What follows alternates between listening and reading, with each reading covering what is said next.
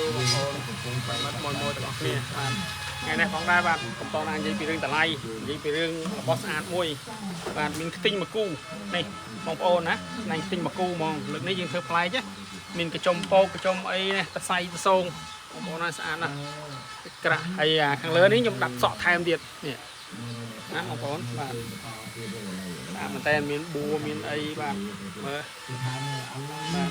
គាត់ខ្ញុំឈរចិត្តនឹងក៏កាចជាមួយគ្នាដែរស្អាតតម្រងណាបងប្អូនមានបួរមានខាងនេះក៏មានចឹងដែរដូចគ្នាហ្មងបាទបានមកគូណាញីឈ្មោលហើយមើលប្រវែងបាទប្រវែងស្នៃបាទប្រវែងស្នៃបានហុកប្រវែងស្នៃបានហុកហើយខាងនោះក៏ហុកដែរបាទហុកជាងដែរហើយស្នៃឯខ្ពស់ពីមេឃឈើដល់ក្រោមបានប្រវែង7ជាង75តតឹងក៏75ដែរបាទ75ហើយលៀនចេញពីអញ្ចាំងហ្នឹង60លៀនចេញពីអញ្ចាំងបាទ60បាទបងប្អូនមើលឃើញកាចបាទកាចតម្រងបួមើលតសៃក៏មានចំមេឈើក៏មានបាទ